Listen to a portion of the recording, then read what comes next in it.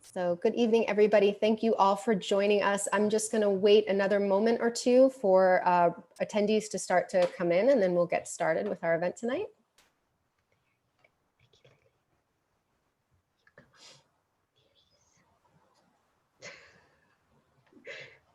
He might as well be up here. Yeah. Look at Piglet while we're waiting. Yeah. You are Piglet. Oh, looks like he's smiling. He's so cute. I know he's. Hopefully, he's just going to stay like this. Because otherwise, he becomes extremely disruptive. Oh. Yeah. All right, so we'll get started officially. Good evening, everyone. My name is Carrie, and I am part of the programming team at the Westport Library. And I would like to welcome you all to our event tonight with Westport, Connecticut veterinarian Melissa Shapiro to celebrate the launch of her book, Piglet, The Unexpected Story of a Deaf, Blind, Pink Puppy and His Family, which came out today. Melissa Shapiro is a veterinarian, lifelong animal welfare advocate, and mom to 3 children and many disabled rescue dogs and birds. Since bringing Piglet home in 2017, she has used his social media platform to educate, advocate, and inspire others to adopt pets with special needs. Her nonprofit organization, Piglet International, supports the Piglet Mindset educational outreach, a free downloadable educational program that teaches growth mindset, acceptance, inclusion, empathy, and kindness to students and others in the community, as well as various animal rights causes. She lives in Connecticut with her husband, Warren, 6 rescued dogs, 3 rescued birds, and Piglet, who is making his appearance tonight as well, the deaf, blind, pink puppy. We are also really excited that Melissa is going to be joined in being joined in conversation tonight by New York Times bestselling author Christina Hunger, who will also be moderating the Q&A portion of the evening as well. Christina is a speech language pathologist and the New York Times bestselling author of How Stella Learned to Talk. She pioneered a new avenue of interspecies communication by being the first person to teach a dog to talk using augmentative communication. She is the founder and CEO of Hunger for Words, a movement dedicated to giving everyone who understands language the tools to communicate. Hunger's work has been featured in the New York Times, the Wall Street Journal, the Washington Post, CBS Sunday Morning, and has inspired thousands of dog owners around the world to give their own pets a way to use words. Hunger has a graduate degree in speech language pathology from Northern Illinois University and professional expertise in teaching children with significant speech and language disorders to talk using communication devices. And Christina lives with her husband, Jake, and her dog, Stella. So I'd like to welcome you both for being here. Thank you so much. Hi. Thanks for having long intros. So before I turn it over to you, Christina, I just wanted to add a couple little housekeeping notes for everyone attending tonight. If you do have a question tonight, please feel free to put it in the Q&A box, which is located at the bottom of your screen. You can write your question at any time during the evening, and Christina will be moderating a Q&A section towards the end of the event. The chat is disabled, so the Q&A box is where you're going to want to place your comments tonight. And I'd also like to remind everyone that you can purchase Piglet tonight, Melissa's book, by clicking in the link, which I've already put into the chat box. And that link is going to be live until 10 p.m. tonight. And you can pick the books up if you're local at the Westport Library, or you can also choose an option to have the books shipped to you, and they'll be shipped out in the next week or 2.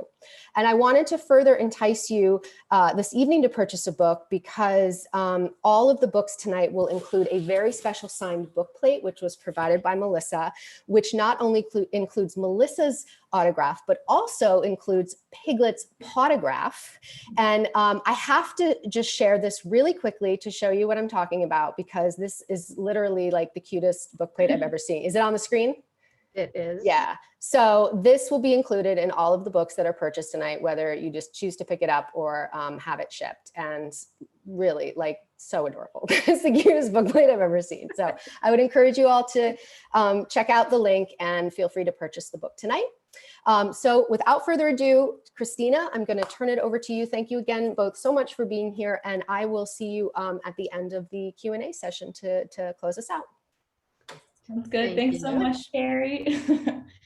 Well, Melissa, I'm so excited for you. Congratulations on the launch of your book. This is such an exciting time, such an exciting day for you. As we just heard, I'm a speech pathologist and also a dog lover. So your book just really spoke to me from both of those sides. I loved obviously learning about Piglet. He's adorable, so sweet, and just, such an inspiring story. But I also just loved hearing about your relationship with Piglet and kind of your view of how to interact with dogs who are different and special. So one thing that I really loved that was so evident throughout your book was how you find, these strengths in all of your dogs, all of your animals, all of your children, your human children, and help them thrive. So that's just something I would love to hear about for you to share how you do that. Well, I think it's an interesting way to look back at the way things have happened, because our kids are grown and we have a lot of dogs, and we have over the years. And I have to say that long ago, I wasn't quite so flexible in the way that I looked at things. I had disabled pets, but I wasn't really planning on any major other than mainstream kids. And a lot of people say that, well, dogs teach you how to parent. And I think in some respects, my kids taught me how to then become a better dog mom on the other side. But I think that for the most part, looking at each dog or child or whatever individual you're working with is important to look at them as an individual and then accept them as for who they are, and adjust your own expectations and approach to them in whatever you're working on, whether it's subjects in school or dogs learning to stay outside when you're walking around them and just doing tricks, so I think being more flexible and accepting is key here to then working with, because even every deaf and blind dog isn't the same. He's not the same as a deaf and blind Australian Shepherd or another dog that's his breed mix. So I think that just accepting everybody for who they are and then adjusting the way you approach them is very important. It's such a beautiful message, and it really just rings true throughout all of the themes of your book, this acceptance. And I feel like you were, learning about Piglet and learning about yourself too, and how you could, see Piglet in this way, and kind of what your whole plan was to do with him. So I just thought that was absolutely so beautiful throughout your book to see. Thank you. Through all of your examples with your children, your birds, your other dogs, and Piglet, and just an excellent reminder to look at everyone as an individual, find their strengths, and really build off of them. I think that sometimes people, a great example of this is that I experience is that people want to get a new dog or a dog that may be their first dog, and they start making a list of what the dog should be. The dog should be 30 pounds, have a short coat, have be a female, and have a particular type of temperament. And they get so wrapped in this micro analysis and description of what they're looking for that they never actually find what they're looking for. And I tell them, unless you have allergies or you must have a dog that's under 10 pounds, you should go and look at, and I mean, I'm talking about rescued dogs. If you're buying a dog, then of course you have a little bit more control over what you're getting, the way that the dog would look. But finding an individual and then accepting what they're going to bring into your house and welcoming them in a way that they can adjust and adapt and fit into your family is really quite a rewarding process. And it's a lot of fun. Mhm. And in the end, you end up with the dog that you were looking for that you didn't even know.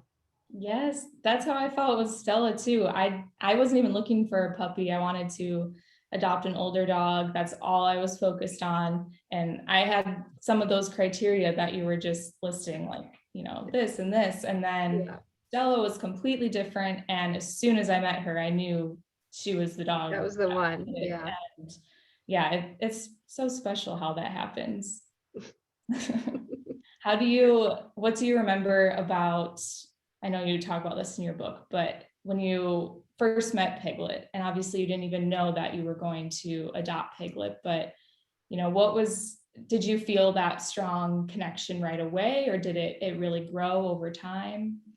Well, it's hard to feel a connection with a dog that you're going into fostering, because you know that you are not keeping that dog. So while I can connect with any animal, I'm not saying that I didn't connect with him, but Mhm. my mindset was that he was leaving and there was no reason to pull him into that section of my emotional being, that he would be staying, because then I'm just setting myself up to be upset when he leaves. So in fact, I did not attach myself to him. I felt a lot of compassion towards him. I Mhm. felt like he should be treated as if he was in our family, but I really tried to keep the border and the boundary Mhm. up so that we would be approaching him in a way that was rational and appropriate for fostering. But once, I'm going to put him down here because he's uncomfortable. Once he once he was staying, then of course it was very easy to connect, Mhm. and we connected, as Mhm. did Warren. And I'm sorry to say, even my 3 kids, who have their feelings about the fact that we kept him, but it's hard not to connect with him because he's a very connecting type of dog. He wants to be connected, so you can't help but fall in love with him, and then try to uh, make him comfortable wherever he goes and whatever he's doing. Mhm. I don't know what he's doing here. He's got to get himself comfy over here. Come here, sweetheart. Right. Yeah, He's a star. He's got to be yeah. comfy. No, I think he's leaving. Okay, there we Okay. go. Now he's not on my lap anymore. Aw. Little interruption, sorry. No, it's all good. Well, that makes sense. And that's true. You talked about that a lot in your book, just the process. It seemed like, really trying to figure out where Piglet was going to go. And I was just so impressed too, seeing, obviously you're a very caring and compassionate person based on everything that you've done and just your job as a veterinarian, but just the level of care that you were giving to Piglet when you weren't even planning on, keeping him as part of your family, and just all of the considerations that you were making for, what would be a good home for him, and how he would thrive. I loved hearing about, your focus on what would be truly best for Piglet and help him live his best life.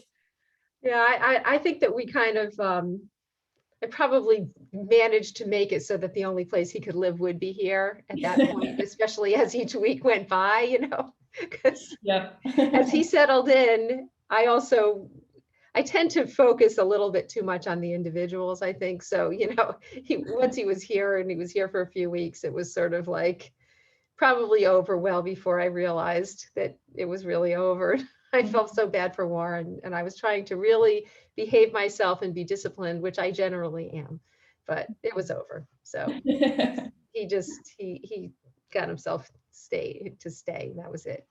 Mhm. Now he's all, he's in a little ball now in my lap. He's good. Oh, I'm And the glad. other thing is, with the other dogs, it Mhm. wasn't any different with the other dogs. We weren't fostering them, but when they came here, they each had some issue. Piglet came with a whole load of baggage, things that we needed to sort through with him, and let him decompress and then figure out where he was going to be and what he was going to do. And of course, he was different because he's so profoundly disabled, and he needs accommodations. He needs to have someone keeping an eye and being creative in helping him adapt and become part of the family. But the other dogs when you bring in these dogs from who knows where, all these dogs are very well adjusted, sort of, but they all came in with something, and when they came in, we did whatever each of them needed. Some dogs can come into a house and they're just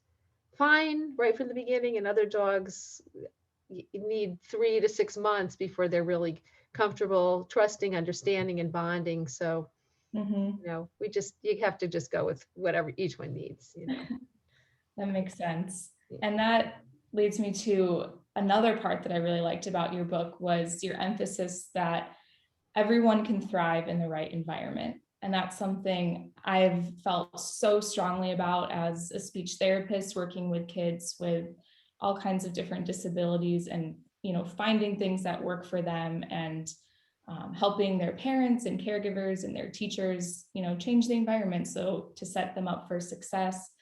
That's something that I've tried to do with Stella as well. And so I loved your emphasis on that philosophy that everyone can thrive in the right environment. And so I was wondering if you'd like to speak about, what helped Piglet in his new environment. How did you, set up your house or enable him to learn about his new environment?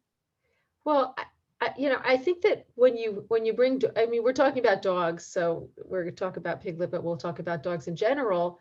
When people bring dogs into their households, whether they're deaf and blind or not, Mhm.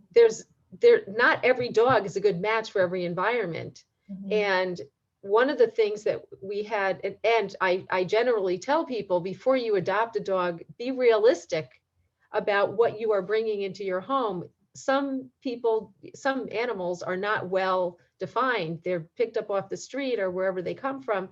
And so we don't know how they're going to react to certain situations in a household, but Mhm. many we do. And being realistic before they come in, both on the people who are who are adopting, and the people who are bringing them to be adopted, rescue groups say, everyone needs to be honest and realistic. So when it's not working, at some point, if you've put in and you're committed to putting in what it takes to manage the animals' needs, and maybe you need to change the environment, maybe you need to change what you do. If it doesn't work out, you need to cut your losses and say, this is a poor match. Let's find the right match. Right. In our case, then with Piglet, we were feeling like we were not the right place for him, primarily because he was very needy.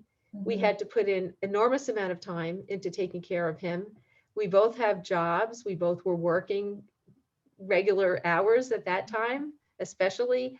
And he was putting a real crimp in things. I couldn't even leave the house without worrying. It had gotten warm. It was the summertime. I didn't know what I was going to do with him. And I adjusted. I adjusted, Warren adjusted, we adjusted what we do to accommodate Piglet. And we also asked Piglet to do some adjusting, which he did. He happens to be, we talk about growth mindset, we talk about a Piglet mindset, and Piglet is resilient, he's flexible, and he's perseverant. So those three things are what he's about. And he was able to also adapt very well in a really impressive way to what we did. Most dogs love a routine. I gave him a routine. It didn't have to be a routine he would have picked. It was a routine, and he enjoyed it, and he learned it, and he accepted it, and was really happy to be part of it.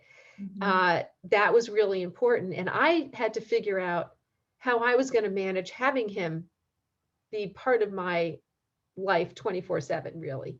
So that was a big adjustment for me. And it wasn't a lesson I was looking for. I mean, it was really, I'm capable of it. I had to just do it. And that was the decision. So when he stayed, we knew that was going to happen. And that was what I accepted. And most people in their right mind would not do what I'm doing, because they wouldn't be able to. You can't go to a job at a school and bring Piglet. Right. It's just not going to happen. And you really can't leave him home. So when we were looking for a home for him, that was one of our big criteria, and it just wasn't going to work for there were other criteria. So for me, it was a matter of just saying, I'm going to do this. He's staying, and we are very devoted. We don't do things that other people do because we have this dog, and then we have other dogs too. So it's hard to leave the house, and without them, when we take them, there's a limited amount of things you can do.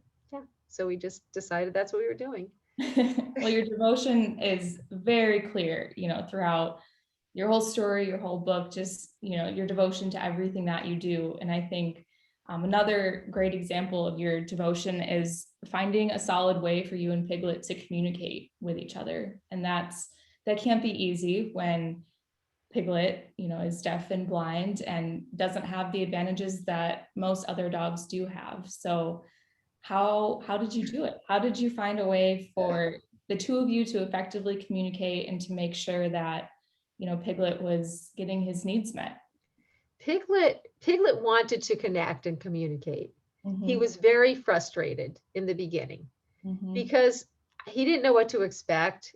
He had no experience with us, of course, and no one had taught him anything because they were worried about keeping him alive and getting him to a home. Mm-hmm. So when he came, I have friends in rescue groups around the country who focus on deaf and blind dogs, deaf dogs, blind dogs, deaf blind dogs. So I had a lot of nice support from my friends. I will mention Allison Holloway from Paw Savers in Ohio, and Jim Kilgos from Amazing Aussies in Arizona. Both of them were very, very supportive of me. I got on the phone with them. I'm not sure how much I really needed their instruction. I just needed to talk to someone who had done this before. Mm-hmm. And it became very, very easy, very quickly, and very clear that there was really no great mystery to doing this. Mm-hmm. I have taken more dog classes than most dog trainers, Mm-hmm. and with my dogs over the years from when I was a kid. And I have my ways of approaching dog teaching and dog training, and I didn't realize quite how much it was just going to be the same thing. Mm-hmm. So once I realized that, and once Piglet started responding, and I don't mean just teaching him sit, I mean just going through, having him participate in all that we do throughout a day. So he knows sit, he knows down, he knows stay. We do our tap signals, which he learned very, very quickly when he was very tiny. He wants to learn just like any other dog. He's very smart. He's really eager to take it in and learn and be stimulated intellectually, not just physically. Mm-hmm. So he learned sit, and once he learned sit, it's opened a very big door for him then to realize that that's how we were going to communicate with him, by touching him. And so he learned to do sit, down, stay, come. He knows go pee, he knows go to your bed, he knows shake, and all of these little tricks that have a specific tap at a certain place. Mm-hmm. But then there's the unspoken communication, which most people who have dogs understand, because you don't even have to say anything. You can look at your dog and your dog will know what you're going to do. They're watching you all the time. There's body language involved. But with this dog, there is no body language involved. I can see what he's doing, but he can't see me or anybody else. So that wasn't something that he was going to be part of. Mm-hmm. And in fact, it didn't matter, because there's another way to communicate with him, which is just by being with him. Mm-hmm. And he has a very keen sense of what is going on around him. He can sense a mood. He can sense just the way that I hold him and that I touch him. Maybe I'm petting him and it's time to relax. And maybe I'm annoyed and I give him a good firm hold and we're leaving. Whatever it is, he knows, and he knows just like the other dogs do. So communicating with him, everyone thinks was very difficult, and it isn't difficult at all. He knows certain things are going to happen, and I have figured out also what he wants at certain times. Like, he takes a pill in the morning and at night, and if I don't give him that pill and peanut butter, he will not settle down. He goes to sit on Warren's lap the minute he knows I'm walking around in the room, which he knows because he's smelling me. He's very intelligent, and he has figured out how to use his sense of smell and to basically see everything that's going on. So when he does that, he starts barking and he has to come off of Warren's lap. He's got to come in the kitchen. And if I'm not there, then he's like, okay, she's not here. I'll go sit down for another minute. And the minute he senses me up, he goes and he runs in there. So I know I have to give him his pill early enough so that we don't have this carrying on And he's just communicating. There's no other way for him to do it, but he's very, very strict about his routine, and we have to follow it very carefully. On the other hand, as I said, he's very flexible. So if we have him someplace else and we don't do it, we say, you know what, we're not doing this now. He gives it up and he moves on. So, but he prefers his routine. Yes. Yeah. That's how Stella is very similar. She's very, very routine oriented. Yeah. If she has to, she can adjust, but yeah, I mean, it's a dog thing. Powerful. Yep. Yeah. I think there was one part in your book where I think it was when you had just brought Piglet home and you described him kind of like screaming, barking very loudly or shrieking. And you said something about how you had to remember that he was just really anxious because he didn't understand what was going on around him. And because it was right at the beginning. And I felt that it really struck a chord with me because it reminded me of so many times when I'm working with children who don't yet have a functional way to communicate. And it's just so hard for them. It's so hard when they don't have an understanding of what's going on around them or a way that they can express themselves that other people will understand. And so I just thought that was really powerful that you had that realization. And from the beginning, you knew, he's communicating that this is really stressful for him and we're just going to get this figured out. So I thought, that was really impressive that, so early on, you knew that. It was really a struggle. I have to say, my kids, Ellie was here. She can verify that it was really a test of patience, because we really did feel bad when he was that upset, but we also really wanted him to stop. And sure. it was hard not to, it really brought out a lot of compassion, but it also brought out a lot of frustration because we had committed to this and we really weren't prepared at all. Right. So, once when he was doing that, I had to really control myself to remember he is really upset and there's nothing. I was at vet meetings a couple of times during this period, and Warren was texting me. I had to go home because he couldn't deal with him. He would not stop screaming. And the funny thing is that now we're making all these videos with all the news to publicize our book and to publicize our Piglet Mindset program.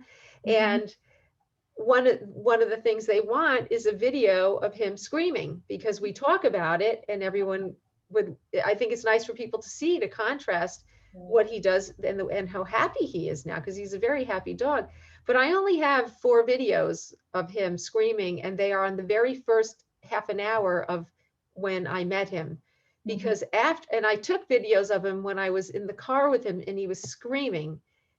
And when I got home, I never felt the need or urge to record it again, because it was so horrifying and so upsetting. I couldn't imagine why anyone would record anything like that. Now looking back, I wish that I had, because it's a lesson to learn, to see just how upset that dog was, and to be able to compare, because people back then and even now, some people say, what kind of quality of life would a deaf and blind dog have? And here we have him. But when he was doing that, you can almost understand why they might come to that conclusion. But in any case, we weren't on Instagram then. I didn't have any kind of reason to record every second of every minute of every day. And so I didn't, and I don't have it, but we can just remember, sort of like having a baby. You don't remember the pain quite as well as you might if it was right after you had the baby. So time kind of smooths it over. And I do have a couple of videos of him screaming, but anyway, we really did have to watch and help him. And once things started to roll in the positive way, he still gets upset because he doesn't want to be alone, but he did not want to be alone then. He wanted to be with us. And when he wanted to be with us, he would scream. When he wanted food, he would scream. When he had to go pee, he would scream. And it was really hard in the beginning to figure out what exactly he was screaming about. So finally we got him to stop screaming, and now he just barks instead, which is not quite as jarring, but it's like horrible to listen to him. Oh my goodness. Yeah. Well, Piglet has obviously come incredibly far, and I know there's probably people in our audience who have dogs with special needs, or who might be considering fostering a dog with special needs. Do you have any tips for those people? I know it's so a case-by-case basis on, what to do, but do you have any general tips or strategies or words of advice for anyone who might be going through something similar? Yes, I do actually. On Piglet's page, on his Facebook and his Instagram pages, a lot of people send me notes saying that they are thinking of adopting a blind dog, and can I give them some tips and pointers about what they might need to consider. The same with any disability in dogs. There's such a wide range of disabilities that it's hard to generalize. So the general is for what you're going to do when you bring them home. Safety is a priority, no matter what kind of dog you bring home. And it's more crucial with a deaf and blind dog who can't hear or see when they're heading to a street or they're outside in the yard and a hawk is going to come eat them. So you cannot call them back, and they can't see danger in front of them. So the safety is a big part of keeping any disabled animal, and really any pet, but it's more difficult with a disabled one. So what I generally tell people is to examine your household and your lifestyle. If you want to help an animal who is disabled versus one that isn't, there are plenty of them. And it's nice to learn about them before you commit. Some people don't need to. They just go out, they fall in love with a blind dog that they saw on a rescue page, and they are committed to figuring out how they're going to bring that animal home. Mm-hmm. And other people want to, but they're not sure what dog or cat or whoever they're going to bring in. So it's nice to learn about them. There is a wide range of rescue organizations that you can find through social media pages, Facebook and Instagram, and you can start following them. People follow my page. I do talk a lot about how I care for a deaf and blind dog, and other people have dogs that are in wheelchairs and in with other neurologic types of conditions, all these things. So once you learn about them, then you're most likely going to find one of those kinds of dogs or cats or whatever to bring home. So I think that it's very important to, like I said, examine your lifestyle, because if you can't be around for that dog or cat who needs more care than an abled body dog or cat, then don't get that. Somebody else will adopt that animal. Get a dog or cat that you can take care of in your lifestyle. But if you can and you're willing to adapt, then there are resources everywhere that you can contact. Everybody's willing to support someone who is committed to caring for one of these dogs, cats, or other pets. We're all into it. So we want to make sure that people who are doing it are successful, and that the animals, the dogs and the cats, are successful as well. We don't want them going from place to place. That's very, very hard on these dogs. Piglet would not have done well being passed around. Mm-hmm. They need to settle in. So those are tips that I have, is, to make sure that your lifestyle actually fits, and be realistic about it. If it's not today, and in 5 years you're going to be in a different place, then wait 5 years. Get somebody else now into your life, and then add the other one later. Yeah. That's great advice. That all makes perfect sense, and that's very helpful, I'm sure, for anyone who's thinking of adopting a dog or another animal with some different needs. Yes. So obviously Piglet is the inspiration behind the Piglet Mindset. I would love to hear some more about that and how it got started, what you saw in Piglet, how you're able to use Piglet as an example to teach children. Well, I didn't do it alone. I owe it all to a third grade teacher who, Trisha Bergeau. I don't know if she's on this call, but next Tuesday we're going to be in person up in Massachusetts meeting for another book event. Mm-hmm. But she was following our page, which I had set out to raise awareness, educate, and raise money for dog rescues. Mm-hmm. But I was posting a lot of videos of Piglet doing all of his thing, of course, talking about how he faced his challenges in such a positive way, and how inspirational he is to others who take what just take his example and apply it to themselves so that they can take action in their own lives. He was already doing all of that, and that was clear on our page. And she wanted to show his pictures to her students in 3rd grade, which was going to be starting soon. So we ended up coming together. The story's in the book. I don't need to go through all the fine details, but Piglet Mindset was born in her classroom because she coined the phrase Piglet Mindset as she was teaching growth mindset using Piglet to her students. And that meant that she was teaching them about optimism, empathy, perseverance, flexibility, and resilience. That's not the way that that's not the order I normally say it in. But anyway, she taught them and she used Piglet's example. I made her 4 different PowerPoint presentations that year, which she used throughout the year to teach different lessons to the kids. We corresponded. They sent us cards for Piglet, talking about them being his #1 fan, how he faced challenges, how he was strong and brave. And there are nice stories in the book about this. When we visited the opening of the book, which is on Amazon, everybody has read it if they've gone to Amazon, talks about our surprise visit to the classroom. So Piglet Mindset has expanded and grown since those beginning stages. I've added more PowerPoints to the group of educational material which is on our website, pigletmindset.org. Teachers can download these PowerPoints and use them for their students. There are lesson plans to give a nice sort of a guideline. You certainly adapt it to your own teaching style. But we added Piglet's Inclusion Pack a year or 2 later with the help of a teacher in Alabama, Joanna Warch, who wanted to use Piglet to teach inclusion and acceptance to her students.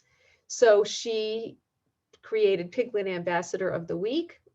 I made a new Piglet's Inclusion Pack PowerPoint to put on, and we also created these very nice not business cards, they're membership cards to Piglet's Inclusion Pack, which you can see. Yes.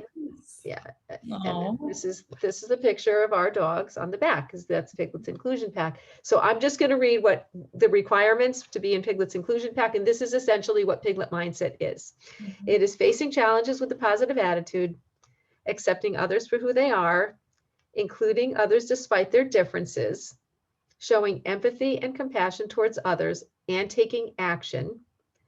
Always being kind and considerate to all, and that means all people and animals. So the kids can sign the card and then they keep it. And it's a really nice souvenir of their Piglet Mindset lessons. And hopefully they remember and apply it to their own lives in the way that they approach their peers and other people that they meet in their lives that might be disabled, maybe not disabled physically or emotionally, but having trouble with a particular subject in school, that they can support their friends in any way at any time. So that's what we're teaching with our Piglet Mindset educational outreach program. I'm very excited about it because it's growing. I get emails from teachers every day saying that they've been using our program and that they're going to continue. They wanted to let me know.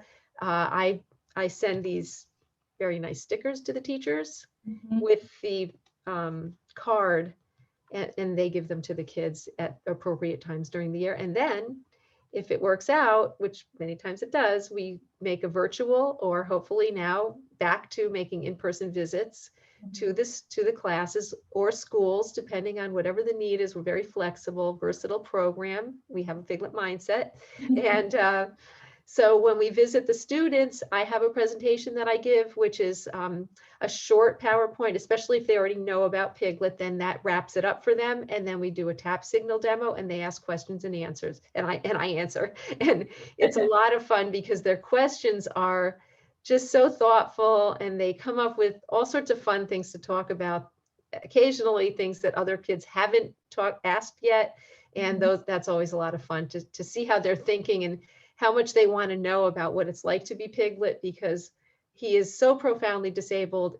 Even though he's going about his life doing what he needs to do as a disabled person does, he is a dog, and we can use him as an example differently than a person, with respect, and teach in a little bit different way than we would if we were using a person as an example.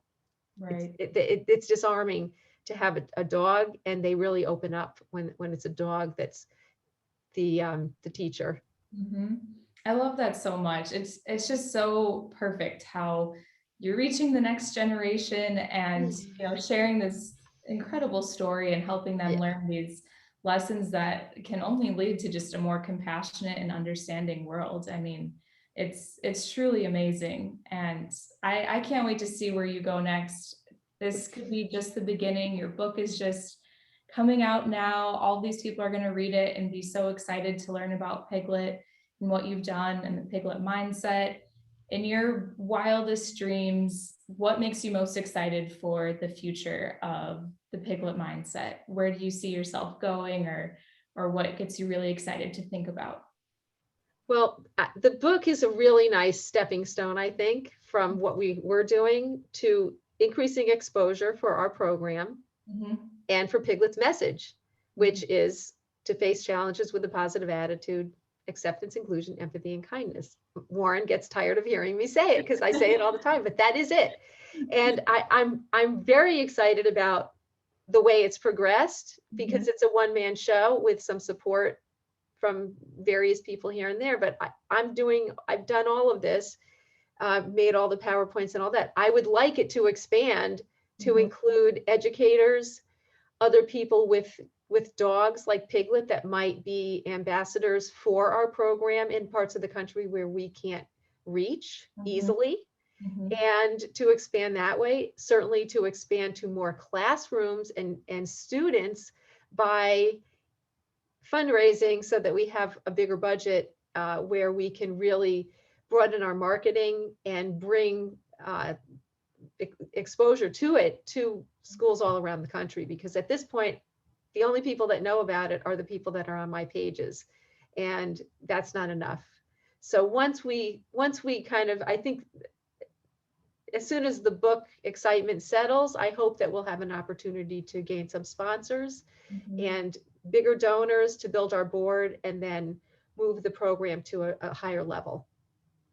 Well, I think that you're just on the cusp of that, and I can't wait to see where you all go from here. And I'm going to be telling all the people I know in education about what you're doing. So I have a feeling that this is just going to keep bursting open, and it's going to be wonderful.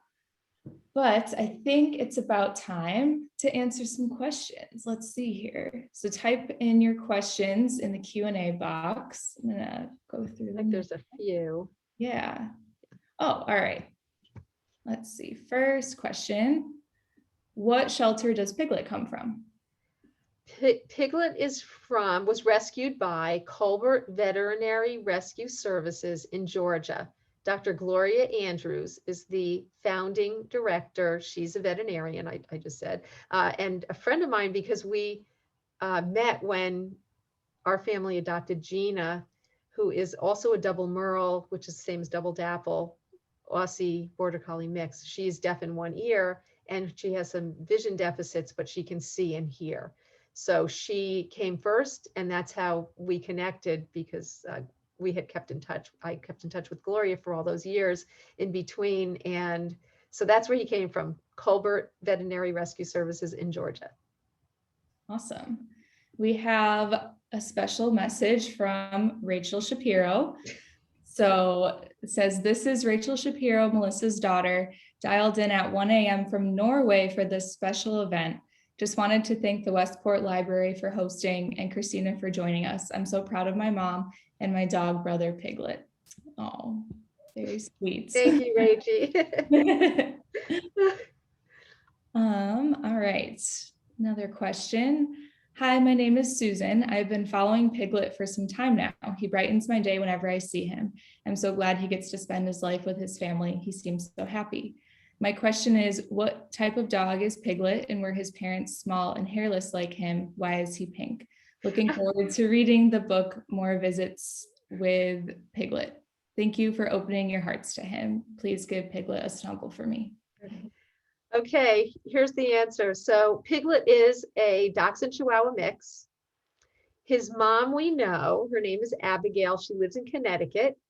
She came into the rescue with 4 puppies, and they were very, very tiny when when they were rescued. There are 3 that are white, pink.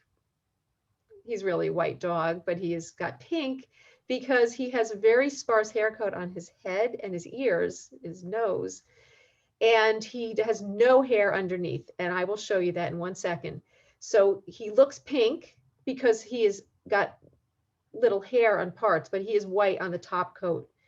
His parents, his mom is dapple, but it's very subtle. If you look at her, you wouldn't say, oh, that's a dapple colored dachshund, because it's sort of mixed in with this brown coat.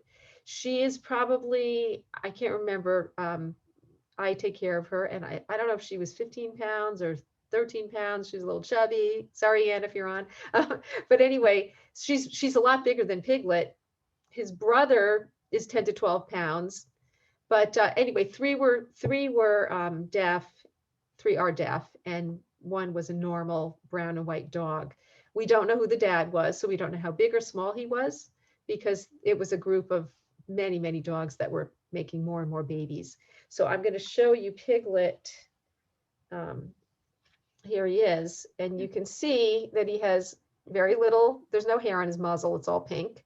His ears have very little hair. I mean, he's looking kind of white on this because of the way the light is. We both look kind of strange color, but underneath he has no hair, and he's a very tired boy right now. So when you look at him, especially in certain light and certain temperatures, he does look quite pink. And when he was a baby, his hair coat was really sparse, so he looked really pink. You can also see on his legs and his feet, there's a lot of pink here because his hair coat is thin. But it's very handsome. Was that the whole question? Yes, I think you nailed it. Next one. Congratulations, Piggy and Dr. Shapiro, on your new book. I'm thrilled to get to see you both. If there was one aspect of Piggy Lee's adjustment that was more difficult than others, what one would that be? Love from Cincinnati to both Piggy Lee and Dr. Melissa Shapiro and Stella and Christina. Okay, I got to figure out what was the worst part of, or the most difficult part. Yes, one. I'm trying to. I have to ask Warren. I'm trying to think what was the. I had to go to work in the very beginning. I had to go to work, and he needed to adjust, and that was, I think, the most difficult part for me, was getting him to a point that he could come with me, and on the other side for him, he had to learn that he was going to be part of a family and part of a routine and part of a schedule and do things that he didn't understand or know about. So he, in the beginning, part of the reason I couldn't go anywhere was that I couldn't take him in the car, because when I put him in the crate, he would literally scream at the top of his lungs for an hour at a time. I would be driving around. I remember I'm driving down the street. I remember where I was talking to Warren, like, he will not shut up. He is screaming. It's been an hour already, and I don't know what to do. So I actually figured out what to do, and I was able to convince him that going in the car was a really amazing thing to do. And now, of course, he doesn't let me leave the house without him. But the way that we did it was that he had to go in a crate in my car. He's very tiny. He can't see or hear, so he needs to be contained. And he really didn't like the crate at all. He's very food motivated. Highly, highly food motivated. So it did not take very long to convince him that if he was in the crate in my car, food was coming. And it also didn't take him long to figure out that most of the time, if he came to work with me, we would eventually end up at the animal hospital, which is where his best friend Monica, she doesn't live there, she works. And he loves to go in to see Monica and some of the other techs who he just adores. And of course, a lot of them give him food. So he has pocket diving, where he goes and he finds their pockets and he shoves his whole face in. Sometimes he even eats the cookie in their pockets.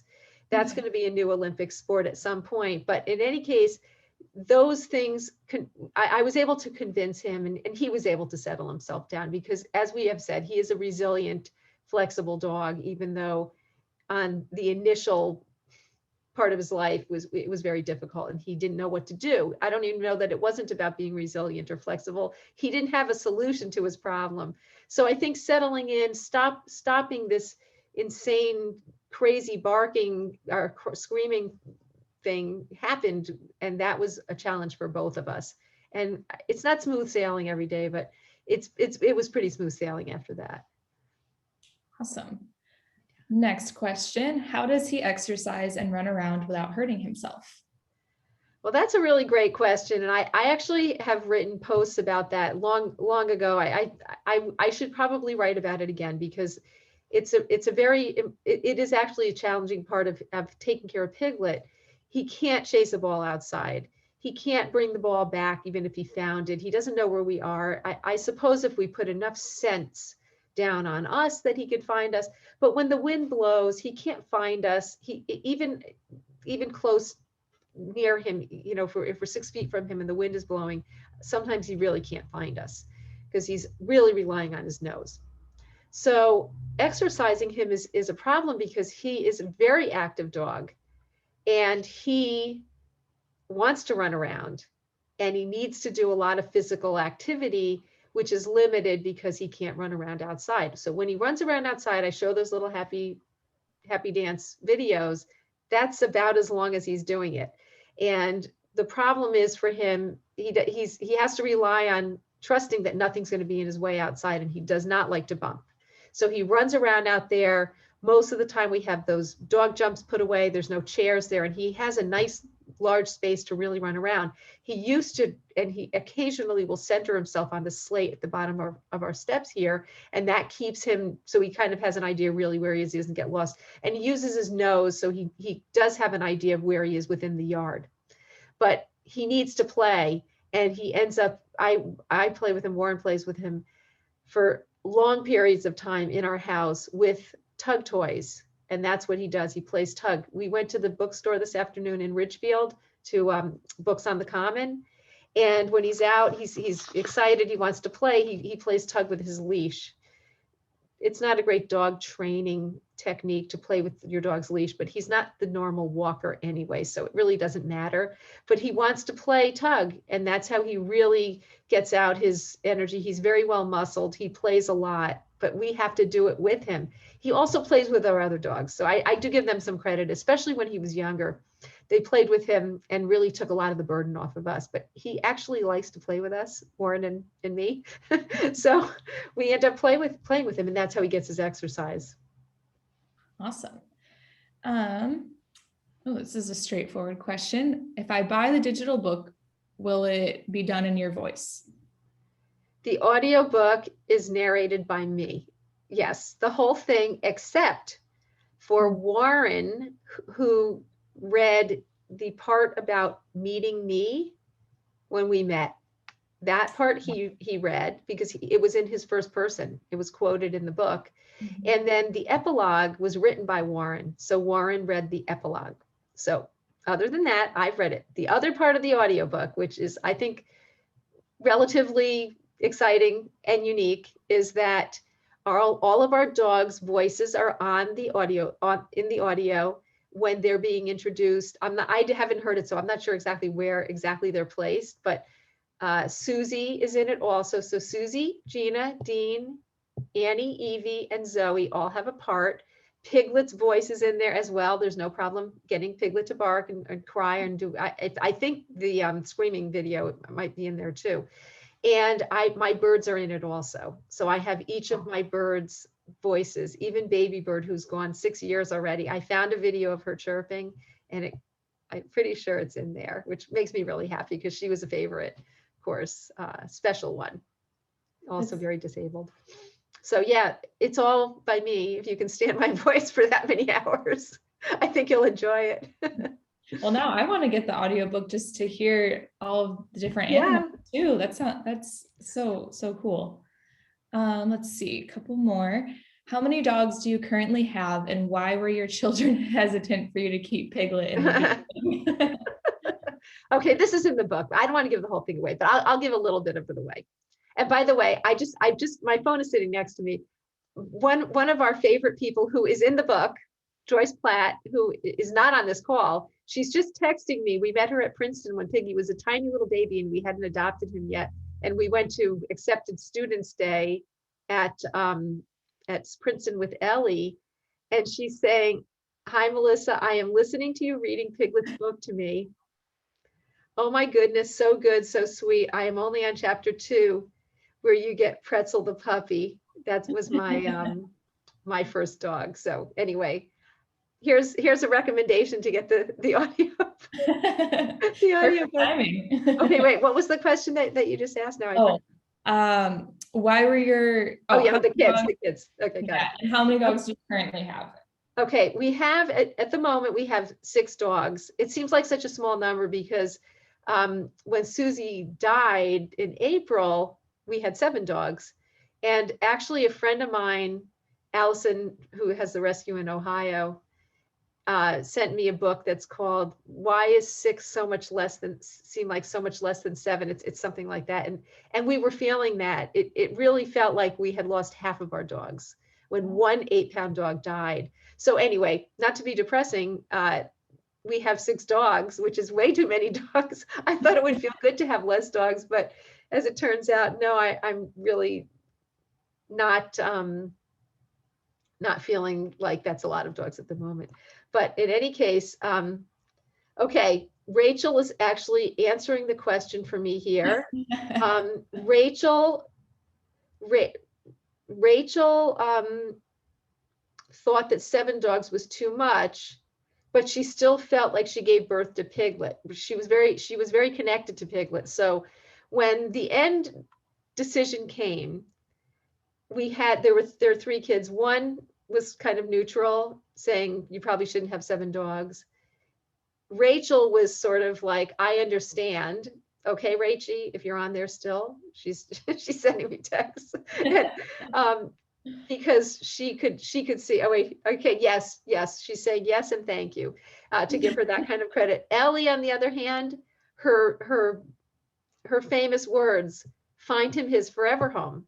Mm-hmm. And I think that was good advice, except it just was not going to happen because she was here studying and it was very disruptive to her. He was barking and crying and screeching all the time. And what her point was, and I think this is in the book, so I don't want to say the whole thing because then it will be boring when you read it. But in any case, she was worried that it was going to be too much for me and Warren, that we were taking this on and it was really a big responsibility. It has changed our lives. We really, not that we went on vacation before, but now we really can't go anywhere without them. So it's limiting, and we're at a point where we probably should go on vacation. I mean, people do that, but without a dog. And we have others that we like to take and feel that we need to take. I do anyways. But so we had to make big adjustments, and my kids were concerned that it was really just too much. And it was absurd to have this many dogs with this kind of commotion in our house. Our friends came over and felt the same way. What are you doing?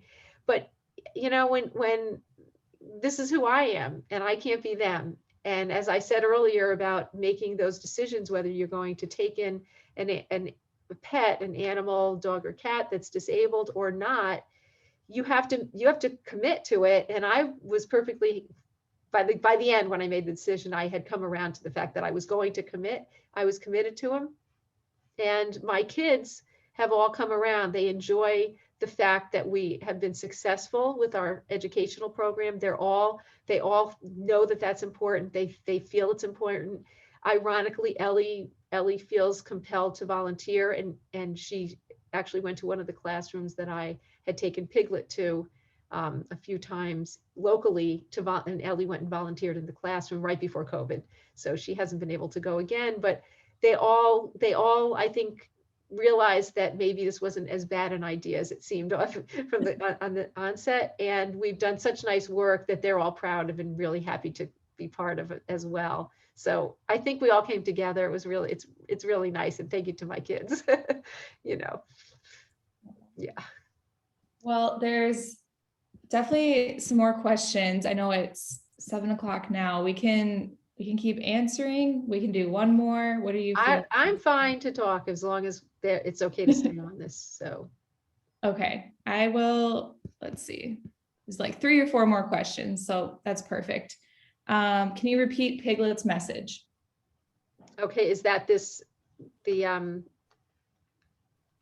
Piglets inclusion pack? Is that what I'm repeating? It just says, could you repeat Piglet's All right, message? well, I'm going to repeat this. This is the messaging that we have as part of our educational program, but it's also what what we talk about on his pages, on his Instagram and Facebook pages, is to face challenges with a positive attitude, accept others for who they are, include others despite their differences, show empathy and compassion towards others, and always be kind and considerate to all. Those are his lessons.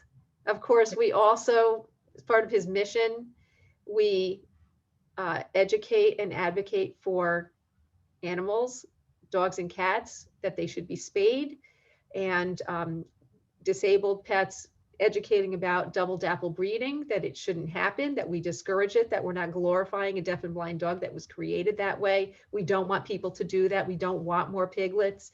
That's also part of Piglet's mission. Oh goodness, they're going to bark. And yes, and then the other part of Piglet's mission, in addition to supporting then his growth, his Piglet Mindset and Piglets Inclusion Pack, is that he creates smiles around the world. And that is something that I know he's very successful at. Absolutely. Let's see, how old is Piglet now? He is 4.5. We don't know his exact birth date, but we know he was born in January 2017. Great. It's apparent that Piggy is so easy to love. How long was it before you knew he was staying with your family? Thanks, Luann. We didn't know we did not know he was staying until we decided he was staying. So everyone wants to know, so did you fall in love with him right when you met him? And, you know, did you know he was staying? No, I did not know he was staying. I'm very honest about this. My goal was to have him not stay at our house, and he was leaving until things started getting really stressful towards the end of the 2 months, when I wasn't really, I was at that point, I was really getting to the point that I wasn't sure how I could part with him.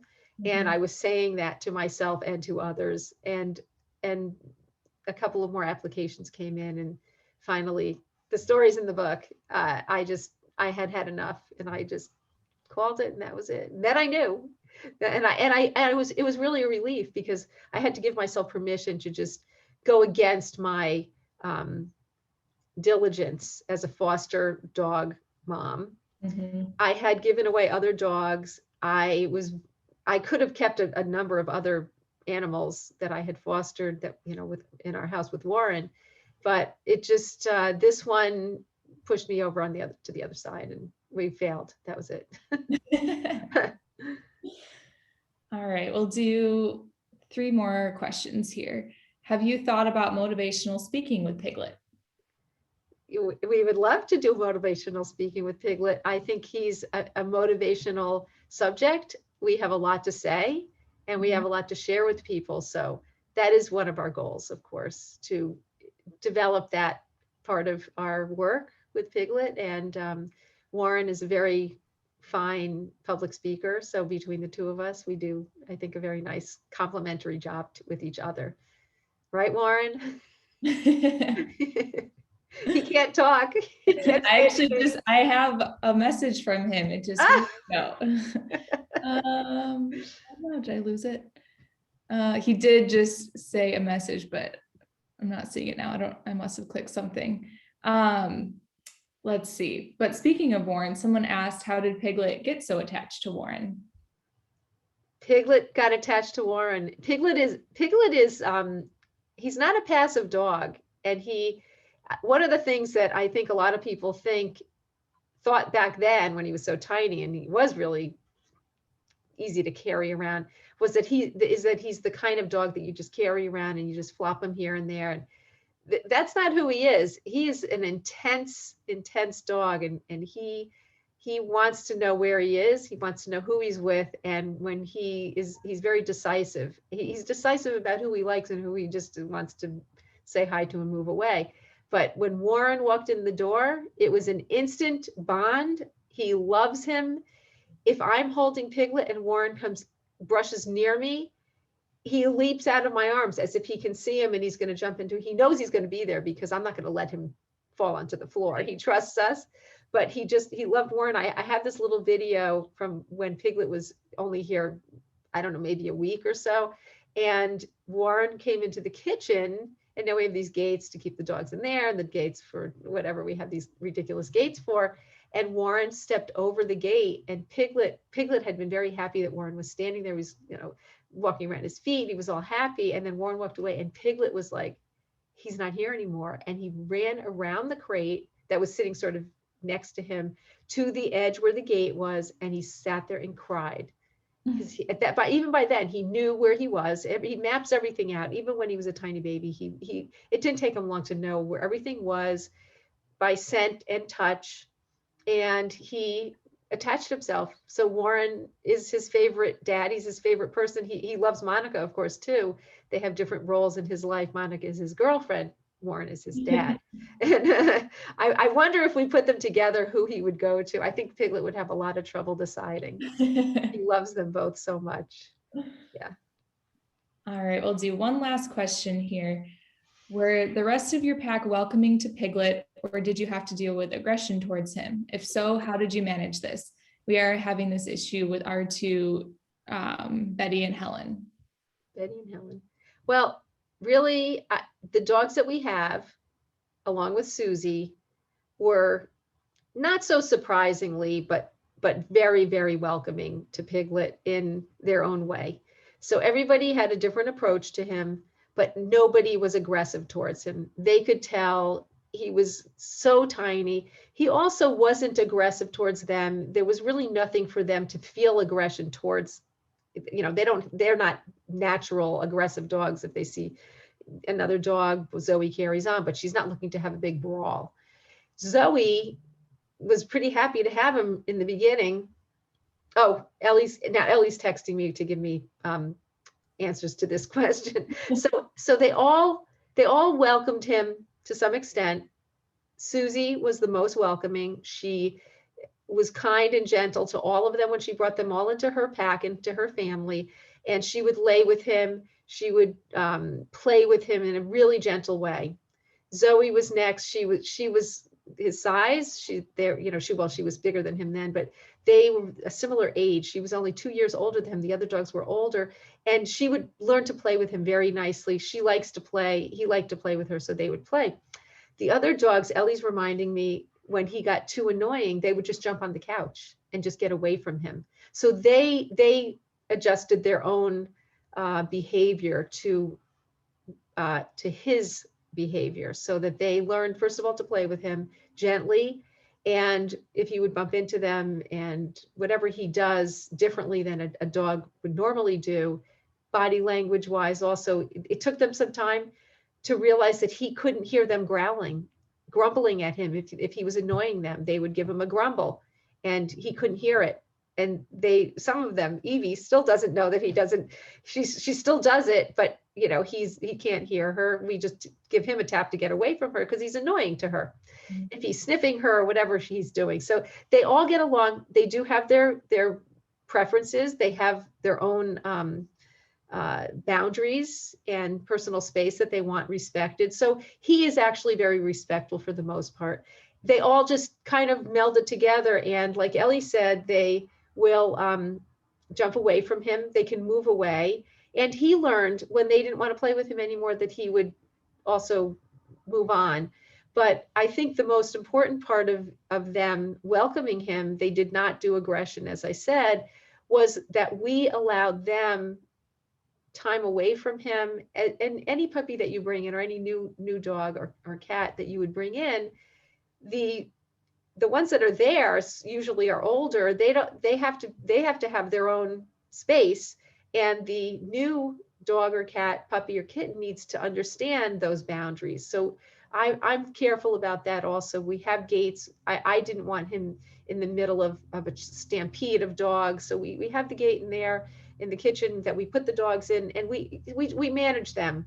But I think it was just a matter that I happen to have a group of 6 dogs here that were going to welcome him in.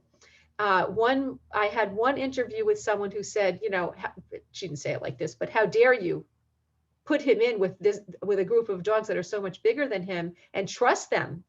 And I don't want that to be used as an example, because being careful is really important when you're bringing a tiny puppy in, because one little bite, if you've got a dog that has no tolerance for a puppy, I have clients a client whose dog actually took a puppy and tossed him and killed him after he was just being annoying. And that was not something that dog had ever done, but he had gotten to his limit with the puppy.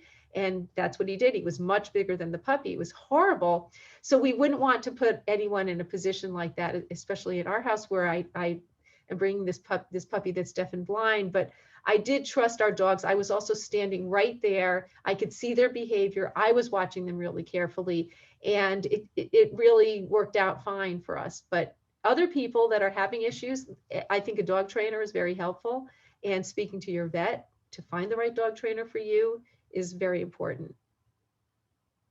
Awesome. Well, I think that is good for the questions. Thank you so much. Those were awesome. Thank you both. Thank you so much. Christina. The questions keep pouring in too, Melissa. I wish we could stay on here all night. No. And it's incredible. We have people writing in from different states, from just a woman from Scotland writing in. So you have, and Piglet, I guess I should say, has many fans, it's clear, all over the world, which is awesome. And now with the book, the word will be spread. So I want to thank you both for that conversation. That was really just inspiring in so many ways. And I want to remind everyone watching that you can purchase the book through the Westport Library until 10 p.m. tonight. The link is in the chat box. There it is. And there's the oh yes, that's a lot. Yeah, there we go. The book plate, which is so cute, with the autograph and the pautograph of. I also want to say that this is Piglet's paw print. I mean, I have an ink stamper, but this is actually the exact size of his foot, and it is his footprint that I made. This is it also, but I made it in black ink. It took about probably 35 or 40 tries to get it the way that I wanted it. Oh, Rachel's saying she doesn't see the link in the chat, by the way, for the book. Oh, So I'm communicating with her. She's in Germany. Or Norway. She's in Norway. It is up. Can you see it, Christina, in the chat box? So is it the eventbrite.com? Yep. Books, Tales, Piglet? Yeah, I see it It's there, Rachel. It's there in the chat box. Yeah, so it's in the chat box, not the Q&A. So the chat box, which hasn't been enabled, but it should be able to be there. So if you click on chat at the bottom of the screen, you should be able to see that. And you can also go to the westportlibrary.org and find the link through there. But hopefully anyone who's interested can see that in the chat box. And again, that'll be open till 10 o'clock tonight. So feel free to order until then. And it can either be picked up at the library if you're local, or shipped to you with that a really cool book plate with that special paw print. So can I just add one quick thing? Of course. Because there's a lot of questions. I just wanted to say that we have 4 other events coming up. Oh yes, plug away, please. Yeah, there's probably plenty of room in those to sign up, because they're all virtual. 3 more are virtual. 1 is in person that will stream live on Facebook. They're all on the website that we made for the book, which is pigletthedog.com. So if you go there, you can see where you signed up for this one. There are the other events, and you can have another opportunity to ask questions. Well, one of the things that we're talking about is to have like a book club kind of meeting a couple of times on Zoom for people who have read the book and if they want to join us. So I'll announce those on our pages, on social media pages, and then on the website. And I will also send an email out to announce that. So if you go to the website and sign up for the mailing list, then you will get the information, because I'm going to send it directly to your email. The other thing is that pigletthedog.com is our book website. Pigletmindset.org is our nonprofit educational program, all about Piglet website. And you can access it from pigletthedog.com, and you can access it by going directly there. And there's book information there as well. So we're all related. Awesome. All plugged in. So I did put that in the chat as well, pigletthedog.com. So if you didn't have any questions answered, feel free to check out Melissa's other events coming up. Yeah. So again, thank you both. Thank you for going a little bit over the time and taking time to answer as many questions as you could. Christina, thank you so much for joining us, and make sure to check out Christina and her work as well. I have Christina's book too. Oh, great. Let's show that as well. Right here. It's Christina. Thank you. Oh, there's Stella.